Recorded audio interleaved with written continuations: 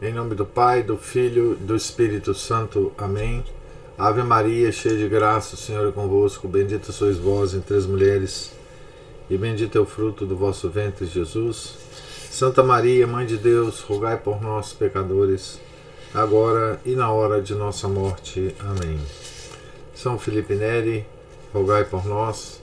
Nossa Senhora de Fátima, rogai por nós. Em nome do Pai, do Filho e do Espírito Santo. Amém. Então, ontem nós deixamos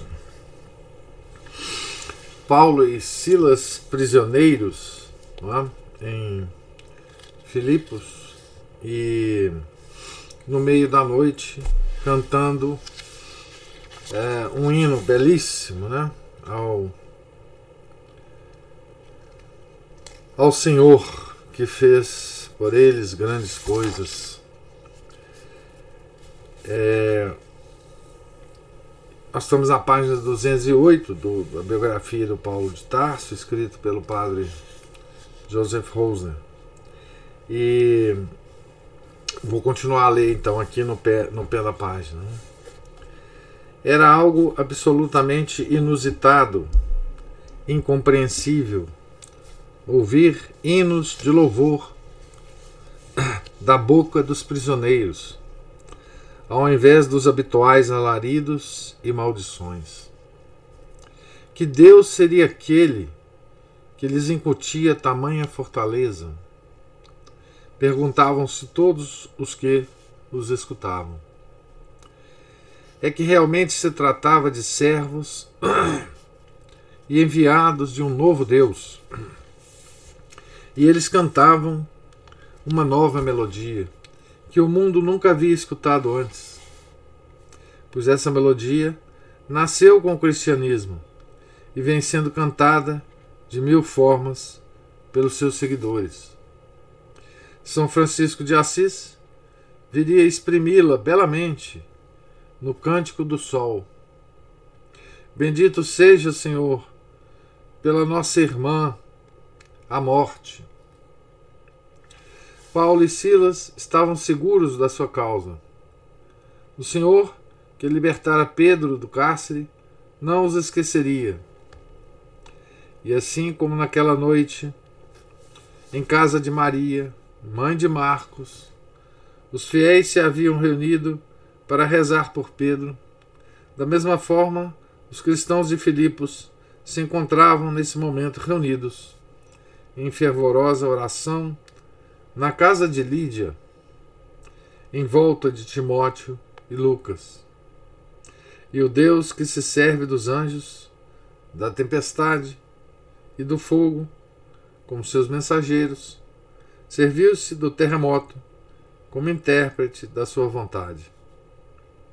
A crítica fez reparos a esse milagre, afirmando que a narrativa de Lucas, tão clara até aqui, se obscurece subitamente com a obsessão de ver por toda parte milagres e graças surpreendentes. Mas os terremotos não são raros na região mediterrânea, sobretudo nas ilhas do Mar Egeu e na Macedônia. A singular coincidência do tremor de terra com o momento em que os apóstolos entoavam o seu hino de louvor bem merece ser considerada como uma resposta a essa oração, como uma obra da providência. E o resto decorreu com toda a naturalidade. O arqueólogo William Ramsay, bom conhecedor das prisões turcas, escreve a esse respeito, abre aspas, quem alguma vez visitou uma dessas prisões não se admirará de que as portas se tivessem aberto. Eram fechadas por um único ferrolho, e como o terremoto fez vibrar o solo, ao desconjuntarem-se os caixilhos, os ferrolhos desprenderam-se e as portas abriram-se de par em par. Também se soltaram as correntes, pois os cepos de madeira que as prendiam às paredes saltaram dos seus lugares, quando os muros, formados apenas por pedras encaixadas, se abalaram. Fecha aspas. Nos Balcãs, há 2000 anos que não ocorrem grandes mudanças nesse estado de coisas. O efeito psicológico de um forte tremor de terra já foi bastante estudado. A princípio, os circunstantes ficam como que paralisados, à espera de um novo abalo, mas logo que se refazem, procuram algum lugar a céu aberto para evitar o perigo de um desabamento. Paulo e Silas, que evidentemente haviam reconhecido no fenômeno sísmico a resposta do Senhor, também se levantaram e saíram rapidamente da sua cela, que dava para um pátio fronteiriço à prisão. Ali se encontravam já os outros reclusos, empenhados em libertar-se mutuamente das correntes. Os apóstolos acalmaram-nos, impedindo-os de fugir. Entretanto, o carcereiro, o oficial encarregado da guarda, saíra correndo da sua casa e, à luz débil das estrelas, viu apenas os buracos escuros onde deviam estar as portas. Julgou que todos os encarcerados se haviam evadido e, num arranque de estoicismo típico do modo de ser romano, considerou preferível o suicídio à execução pelo seu desleixo na vigilância dos presos. Já havia arrancado a espada para lançar-se sobre ela, quando na escuridão veio uma voz forte e clara: Não te faças nenhum mal, porque estamos todos aqui. Segundo o códice de Beze, todos os prisioneiros voltaram a ser encarcerados nas suas celas pelos guardas, com exceção de Paulo e Silas, que foram autorizados a permanecer no pátio. Examinemos por um momento, a Ana Paula fala aqui, no livro de São Lucas, Taylor Caldwell também fala sobre um terremoto no momento em que o Nosso Senhor morre. Sim, não só lá, né? Há um relato desse no Evangelho, né? Tanto é que esse terremoto rasga o tecido lá do Santo dos Santos, né? Houve um terremoto mesmo. Examinamos por um momento a reação do bem-intencionado e supersticioso oficial romano. Com os nervos profundamente abalados, vemo-lo passar num instante de um extremo para o outro. O seu desprezo transmuda-se numa alegria delirante, cheia de agradecimento aos homens que lhe tinham salvo a vida. Reconhece manifestamente naqueles dois homens os mensageiros de uma divindade, como a necromante o havia pregoado pela cidade durante várias semanas. Na véspera, vira-os resistir à tortura sangrenta sem um queixume, com uma coragem sem igual, e depois ouvira-os entoar cânticos ao seu Deus. E agora, eis que esse Deus viera em sua ajuda. Percorre-o um arrepio dos pés à cabeça, e sente-se tomado de pavor diante desse poder superior cujos servidores encarcerou. Revela-se aqui toda a inconsistência íntima do paganismo, toda a insegurança e futilidade da vida pagã. Em parte alguma, há princípios firmes ou luzes seguras. Tudo são angústias, esperanças, impressões e sentimentos entre os quais o espírito humano flutua sem apoio. Em parte alguma se avista uma rocha firme, na qual a alma possa ancorar-se. Lança-se fora a vida como uma coisa sem valor, simplesmente porque se perdeu a cabeça por um susto momentâneo. Eram homens sem qualquer relação interior com seus deuses, que, embora possuíssem olhos e ouvidos, não viam, não ouviam, nem se importavam com as necessidades espirituais dos que os cultuavam. Como era diferente o Deus dos cristãos, que tornava os seus fiéis livres, alegres, felizes e fortes.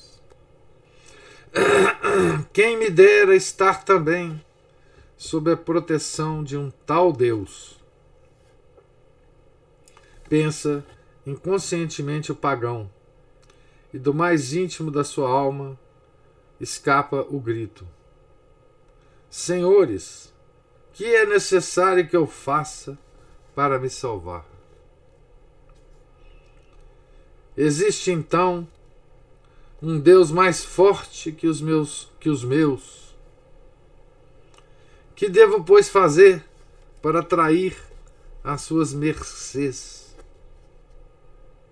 Assim pensa o paganismo. Olha que coisa interessante esse parágrafo, né, do Padre Rosa.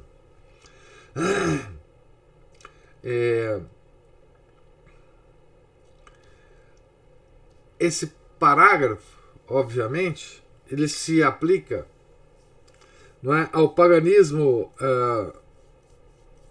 pré-cristão, não é? Que não conhecia o Deus de Paulo e Silas, né? Que não conhecia o Deus de Lucas e Timóteo, né? E que estava rodeado de outros deuses, né? Mas esses outros deuses, eles não ligavam para o ser humano. Eles tinham uma corte autossuficiente, né?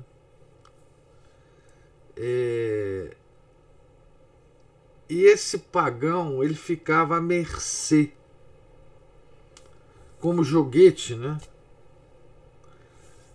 de angústias, esperanças, impressões e sentimentos, entre os quais o espírito humano flutua sem apoio. Nisso, o pagão moderno se parece muito com o pagão pré-cristão. É um joguete das circunstâncias, né? O pagão moderno é completamente um joguete das circunstâncias, né? Dos ídolos modernos, né? Da principal deusa pagã moderna, que é a ciência, e de outros deuses que estão por aí, né? Ora pode fazer isso, ora não pode fazer aquilo, ora não se deve fazer isso, ora faz mal isso, ora faz mal aquilo, ora o mundo vai acabar num superaquecimento, ora o mundo vai acabar num resfriamento, ora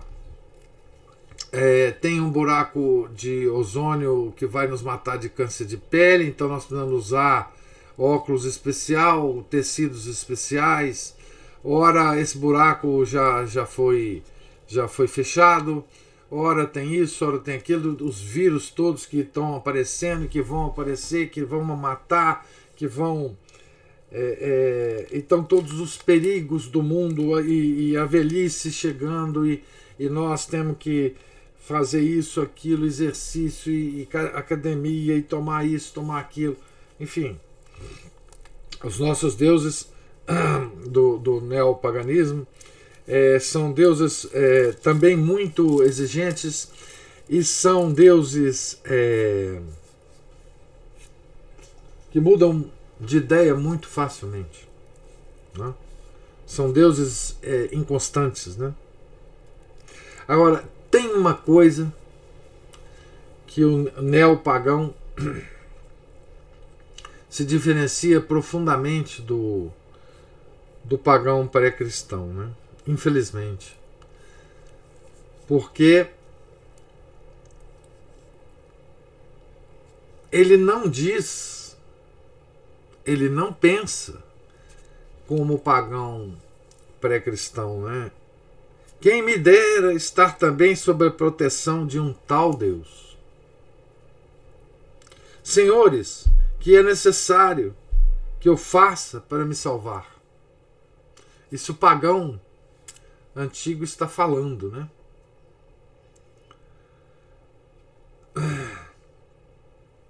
Então, existe então um Deus mais forte que os meus. Que devo, pois, fazer para atrair as suas mercês? Essas são as palavras do paganismo pré-cristão, que o neopaganismo não compartilha essas palavras com a desgraça maior do neopaganismo é que ele rejeitou esse Deus que o paganismo pré-cristão procurou e se converteu e se salvou. A diferença é essa, né? A diferença é que o neopaganismo conhece esse nosso Deus e o rejeita, né? No resto, esse paganismo moderno é muito parecido com o paganismo do tempo de Paulo e Silas, né? E agora assistimos a uma das mais notáveis cenas de conversão e batismo. Paulo e Silas, considerados os seres superiores que tinham mandado vir o terremoto, são tímida e respeitosamente cercados pelos familiares e criados da casa do carcereiro, no pátio junto da fonte, iluminada apenas pela claridade das estrelas. Certamente foi uma aula de catecismo extraordinária, essa que teve lugar no pátio da prisão de Filipos. É a mais rápida catequese batismal referida pelo livro dos Atos, tão rico em acontecimentos singulares. Pensemos no estado em que deviam encontrar-se os dois apóstolos, após os terrores da véspera e as emoções daquela noite. As roupas ensopadas em sangue, a dor pungente nas têmporas, os estômagos crispados pela fome. Todavia, cumprem o seu dever com alegria. A misericórdia que sentem para com esses pobres ignorantes não lhes permite pensar no seu próprio conforto. Não é razoável imaginar que uns pagãos ignorantes se tornassem cristãos plenamente formados de um momento para o outro. Paulo e Silas não batizavam pessoas desprovidas de qualquer preparação, só para que recebesse o batismo, mas também não se prendiam a esquemas invariáveis. Se o tempo urgia, como nesse caso, renunciavam a uma longa instrução dogmática, que se poderia remediar mais tarde. O principal era a comoção dos corações, a disposição de receber a graça, a fides implicita da alma, que a faz tender naturalmente para o cristianismo e para essa preparação os acontecimentos dessa noite tinham contribuído mais do que uma longa catequese. Aqui tem uma figura na página que eu estou lendo aqui, página 212, né, do carcereiro da prisão recebendo o batismo em Filipos. Vejam que como é que a arte cristã também, né? Ela não perde uma cena importante do Novo Testamento, né? Aqui tem essa belíssima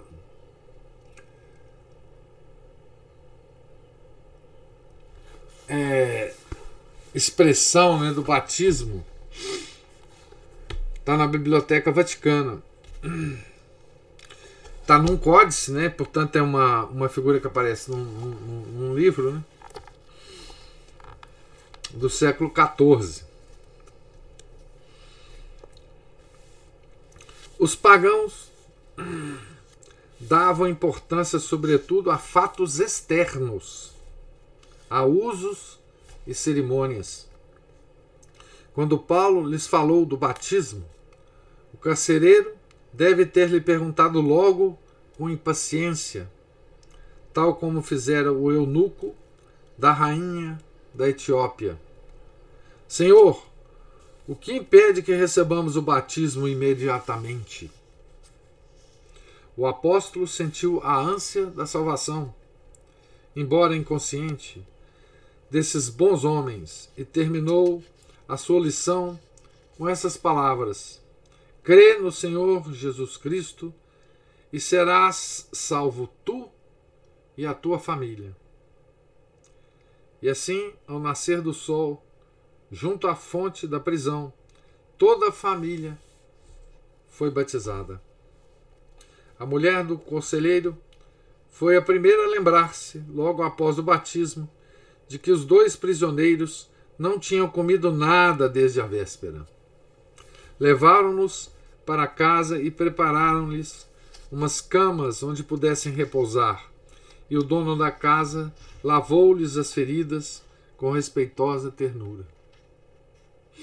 Depois celebraram o acontecimento com uma refeição festiva, um banquete fraterno, o ágape eucarístico. É a primeira festa de batizado em solo europeu de que temos conhecimento. Olha que coisa bonita, né? Esta hora inesquecível, ao romper da manhã, deve ter tecido laços indestrutíveis de amor e fidelidade entre os apóstolos e os convertidos. Sempre que Paulo voltou a Filipos, foi com certeza visitar o bom carcereiro.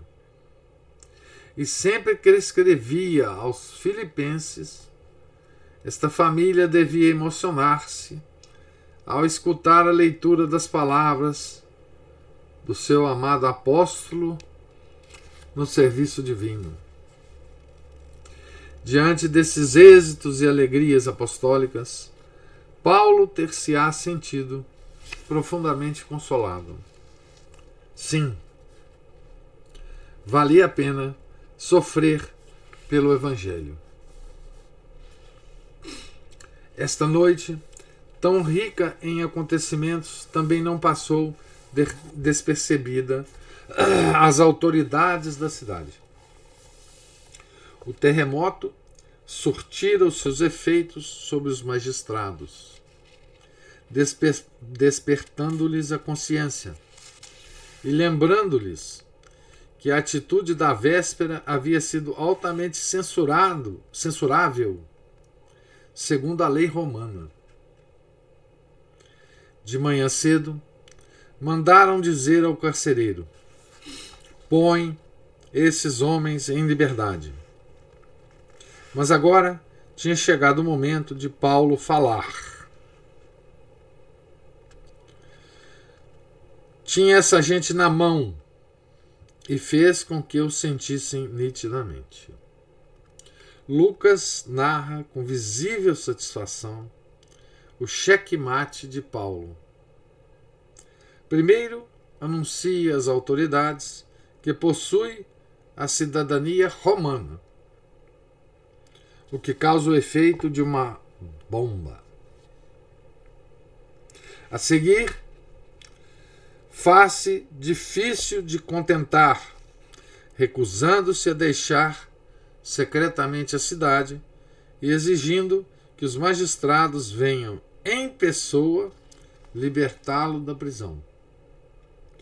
Como discípulo de Cristo, aceitara por amor do Senhor toda a ignomínia. Como homem prudente e digno, não consentia, por amor à causa do Evangelho, que o tratassem como um vagabundo. Os altos dignatários tiveram de apresentar-se em pessoa com todas as autoridades e amigos.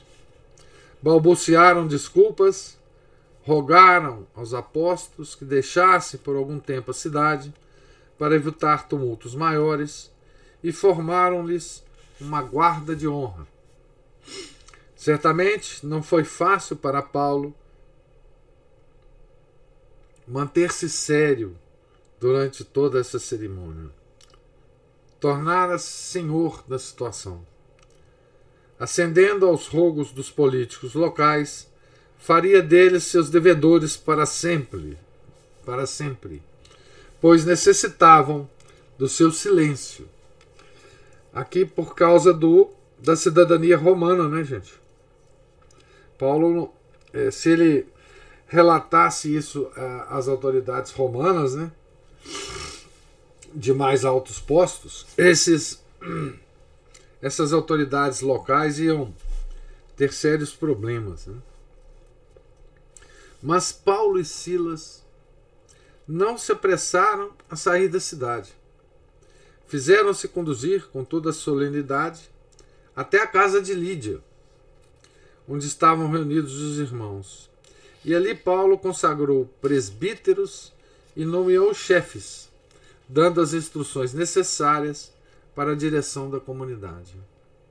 Lucas, que não estivera envolvido no processo, ficou para vigiar o bom andamento da nova organização, como se pode deduzir do fato de que, até o 20º capítulo dos Atos, a narração deixa de usar o nós, substituindo-o por eles.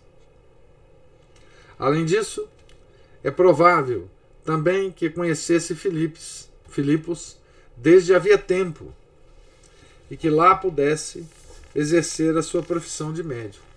Então, momentaneamente, Paulo deixa Lucas, né, em Filipos. Através do seu amigo, Paulo continuou a manter contato com essa comunidade, a única a que nunca precisou fazer uma censura, e a qual permitiu, por exceção, que lhe enviasse alguns donativos para aliviar a pobreza em que vivia. Ele não recebia, né? Ele trabalhava, ele não recebia esmola, né? Mais tarde, ao recordar a sua passagem por essa cidade, o apóstolo relembra também os insultos recebidos. Depois de termos sofrido e tolerado afrontas em Filipos, como sabeis, tivemos confiança em nosso Deus para vos pregar o Evangelho de Deus no meio de muitos obstáculos. Escreve aos vizinhos tessalonicenses. 1 Tessalonicenses 2, versículo 2. Essas duas cartas ao Tessalonicenses, a 1 e a 2, tem os comentários de São Tomás de Aquino foram publicados pela editora Concreta, né? Eu já falei isso para vocês. Numa edição bilíngue, muito, muito boa. Tradução também muito boa. do Renato, né? O Renato Romano. Aqui nosso amigo aqui de Belo Horizonte. Os comentários de São Tomás de Aquino são extraordinários, né? Não é. Será que é Tessalonicenses ou é Colossenses? Agora já não tenho.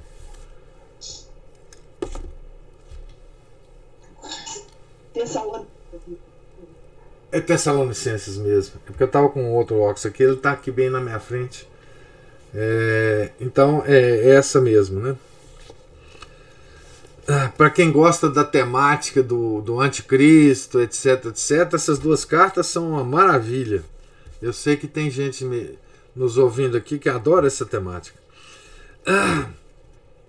O fim dos tempos, etc, anticristo e tal. Foi assim que a Europa agradeceu àquele que primeiro lhe trouxera o Evangelho. Mas nessa grande alma não havia lugar para ressentimentos ou amarguras. Pelo contrário, o filho mais amado é aquele que mais fez sofrer a mãe. E Paulo sempre alimentou uma ternura verdadeiramente maternal por essa comunidade. O sofrimento era para ele o meio mais eficaz de apostolado. Como toda a instituição, também a Igreja de Cristo só se pode conservar sendo fiel aos meios pelos quais foi fundada. Segundo a mística da paixão do apóstolo, as provações do tempo messiânico recaem sobre determinadas pessoas e grupos. Cristo quer ter companheiros na sua dor. A cada verdadeiro membro do corpo místico de Cristo corresponde, pois, um certo quinhão de padecimentos, maior ou menor, segundo a sua maior ou menor proximidade com Cristo. E o maior cabe, por conseguinte, aos apóstolos e fundadores de comunidades. Estes são os gladiadores votados à morte, os paladinos de Cristo, dados em espetáculo ao mundo, aos anjos e aos homens, a imundícia deste mundo, a escória de todos até agora. 1 Coríntios 4, versículos de 9 a 13. Paulo tem de sofrer porque ainda há muito a padecer. E Deus dispôs que ele carregasse a sua parte nesse resto reservado por Cristo aos seus discípulos. Os padecimentos apostólicos têm também um significado escatológico. A parousia, ou segunda vinda de Cristo, só poderá tornar-se uma realidade quando os sofrimentos de Cristo se completarem. Tal como a vida de Paulo foi uma vida de Cristo, os sofrimentos de Paulo foram sofrimentos de Cristo. Colossenses 1, 24. Por isso escreve aos Filipenses que é assim que desejaria definir o seu cristianismo, como, abre aspas, participação nos padecimentos de Cristo, assemelhando-me a ele na sua morte. Filipenses 3, versículo 10. São Paulo nada sabe, portanto, de uma cômoda vida de pároco ou cristão médio. Isso não existe na primeira geração. Mesmo mais tarde, quando o cristianismo se tiver tornado uma forma de vida dominante, quando se houver criado um clima cristão, quando todo um país estiver aquecido pela cálida atmosfera católica, se desfalecer o cuidado vigilante, se o elemento heróico adormecer, logo surgirá a tentação do aburguesamento, e Deus terá de fazer o solo tremer debaixo dos pés dos cristãos, às vezes em continentes inteiros, para que esses abandonem as falsas seguranças e os esconderijos em que se meteram. Aqui eu gostaria de fazer duas observações antes da gente terminar a leitura. A primeira dela é o que o padre Rosner se refere ao que o padre Rosner chama de mística da paixão do apóstolo. Essa ideia paulina, né, de que há ainda um sofrimento que Cristo terá de passar além da paixão, né? Mas é um sofrimento que acontecerá no corpo místico dele, né? O padre Rosner fala aqui um certo quinhão de padecimentos que todos os cristãos terão de passar, né? E tem uma regra, que é segundo a sua maior ou menor proximidade com Cristo, né? E isso, a história da igreja, a história dos santos da igreja, provaram ser absolutamente verdade, né? Quer dizer, quanto maior a aproximação, né, que essa pessoa tem de Nosso Senhor, né, mais Nosso Senhor vai completar a sua paixão nela, né? Tem uma abelha, não sei se vocês estão vendo aqui, mas tem uma abelha voando aqui, viu, gente? Qualquer hora ela vai me picar aqui. Bom, então, essa proximidade de Nosso Senhor aumenta os sofrimentos. Nós vimos muitos santos, né? Muito próximos de Nosso Senhor, e já vimos aqui nas leituras, né, os padecimentos desses santos, né? Santa Margarida, Maria Alacoque, Santa Gema, enfim, né? E então essa é a primeira observação que eu queria fazer, né? É a mística da paixão, né? Quer dizer, a paixão continua, né? A cruz continua, tá certo? E a outra observação é que com a história da igreja, né, ela tem várias fases, e eu não sei se vocês lembram, quando nós, no nosso estudo da história da igreja, né, quando nós passamos pela era dos mártires, né, por aqueles 3 a 4 séculos sangrentos, que o sangue dos cristãos lavou, né, as ruas de Roma. Depois disso, com o estabelecimento, com a conversão do Império, a igreja passou a viver tempos muito mais tranquilos. E teve uma época em que a igreja viveu uma geração, digamos assim, de comodismo, não é? Uma geração de aburguesamento, é outro termo que ele usa aqui, né? E isso é terrível para a igreja, mais terrível do que a época do martírio, né? Tá certo? E a igreja já passou por essas fases várias vezes na sua história. E Deus mandou grandes santos e grandes papas para reformar a igreja, não é?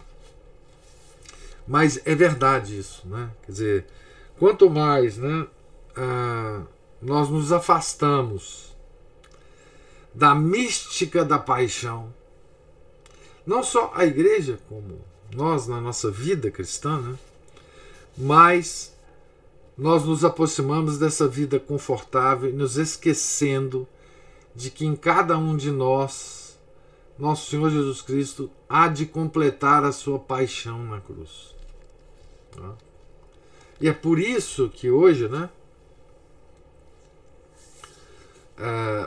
os bons padres, aliás, ao longo de toda a história da igreja, os bons padres e os grandes santos, as grandes obras místicas sempre nos aconselham aqui, né, a quando sofrermos, nós pedirmos a Nosso Senhor que esse sofrimento se ajunte ao sofrimento dele na cruz, para que esse sofrimento sirva, né, desse complemento do sofrimento dele na cruz, que precisa ainda existir no corpo místico dele, né, que é a igreja. Só assim o nosso sofrimento tem um valor de salvação, né? Certo? Só assim tem uma resolução perfeita esse sofrimento nosso aqui na Terra, né? Então, foram essas duas observações que eu gostaria de fazer aqui como complemento dessa leitura. Nós estamos no final da página 214, vou parar por aqui, no início da página 215, em que nós começaremos a ver a passagem de Paulo por Tessalônica, né, que deu origem a essa carta aos Tessalonicenses. Então eu pergunto, eu pergunto se vocês têm alguma observação a fazer. Aqui tem uma observação da Aline. Em dívida, né? A Aline falou que agora nos tempos modernos, né, estamos em dívidas, precisamos de grandes santos. Às vezes eles já existem por aí, né, Aline? Os grandes santos são... enfim, a gente não pode dizer que eles não existam por aí, né? Mas Deus sabe o que nós merecemos. Aliás, a falta de santos, né, em determinadas épocas, ou a rarefação dos santos, né, em determinadas épocas, também é um desígnio de Deus, né? A gente não deve, enfim, temos que viver cada época do jeito que ela quer, do jeito que Deus quer que a gente viva, né? Então, alguém tem mais alguma...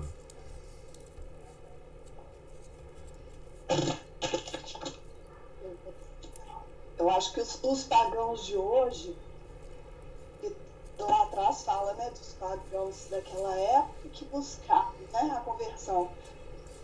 Os de hoje se acham muito modernos, né? As pessoas têm pavor a coisas antigas. E ser católico, ser cristão é uma coisa muito ultrapassada, né? Exato. Ser muito supersticioso.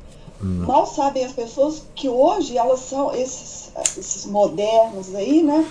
Esses que adoram o modernismo são muito mais supersticiosos do que os daquela época. Não, e primitivos, né? Eles são pré-cristãos.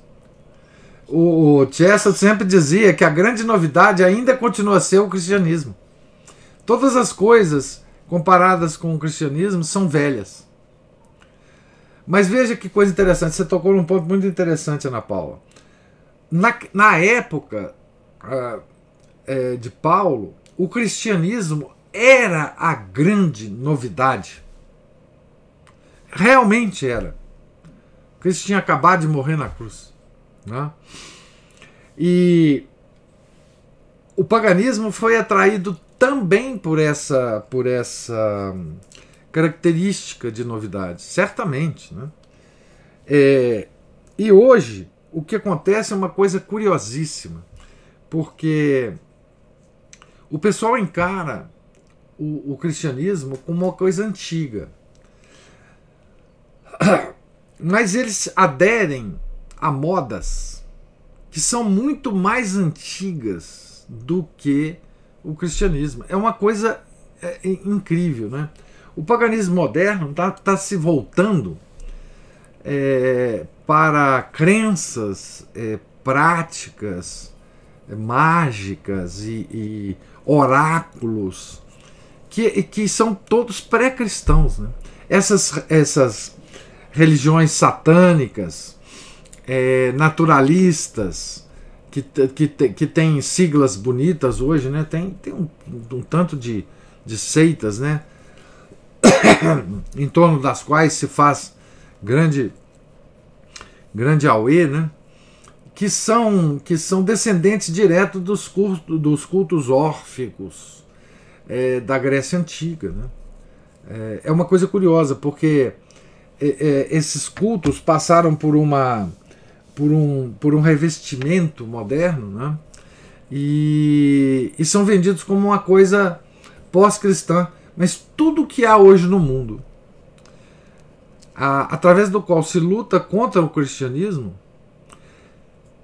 são coisas que são pré-cristãs. Então o cristianismo, por incrível que pareça, né, ele continua sendo a grande novidade. É incrível. O Chesterton tem textos interessantíssimos sobre isso. Não há nada mais novo no mundo que a paixão de Nosso Senhor. Não há. Uma coisa incrível, não é? E note que essa morte de Nosso Senhor na cruz, né, eu sempre, enfim, menciono isso para vocês, né, foi um fato histórico, obviamente, que ocorreu há 2000 e tantos anos atrás. Mas é o único fato histórico que continua ocorrendo permanentemente, todos os dias a partir de então, nos altares das igrejas. É um fato histórico, claro, mas esse fato histórico ele nunca deixou depois de ocorrer, né? Então, por isso que ele é uma coisa nova. É uma coisa nova. Não existe um único fato histórico que tenha essa característica, mas a paixão de Nosso Senhor está presente nos nossos altares, nos altares das igrejas católicas, desde sempre. Por isso ele traz coisas novas, né? E sempre será assim. O cristianismo sempre será uma coisa nova, a boa nova, né? E toda vez que alguém procura alguma alternativa ao cristianismo, ele será obrigatoriamente levado a coisas pré-cristãs. Não tem nada novo nessa luta contra o cristianismo. É só coisa pré-cristã. É a Pachamama, é as forças da natureza, é abraçar a árvore, é andar descalço, é conjurar os espíritos dos ares, é gnomos, é fadinhas. Não tem nada de novo. Isso todo mundo do paganismo pré-cristão fez, né? Então o cristianismo ele é sempre novo, justamente porque, não só porque ele é renovado, né? Porque tudo que há modernamente, né, foi criado antes do grande evento histórico que nunca parou de ocorrer, né? que é a crucificação do nosso Senhor e a ressurreição, não é?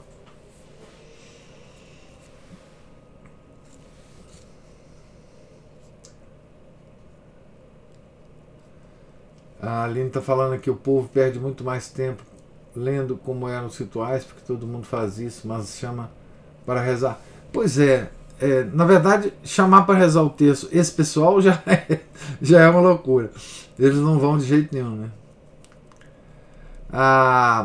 Ok, Giovana. Fique com Deus. Mais alguém quer fazer alguma observação? Então, Deus lhes pague, gente, a presença e a paciência comigo. Amanhã, se Deus quiser, nós estaremos então começando a página 215 aqui do livro do Padre Rosner. Em nome do Pai, do Filho e do Espírito Santo. Amém. Ave Maria, cheia de graça, o Senhor é convosco. Bendita sois vós entre as mulheres, e bendito é o fruto do vosso ventre, Jesus.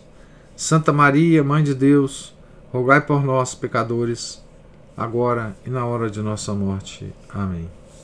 São Felipe Neri, rogai por nós. São Paulo Apóstolo, rogai por nós. São Lucas, rogai por nós.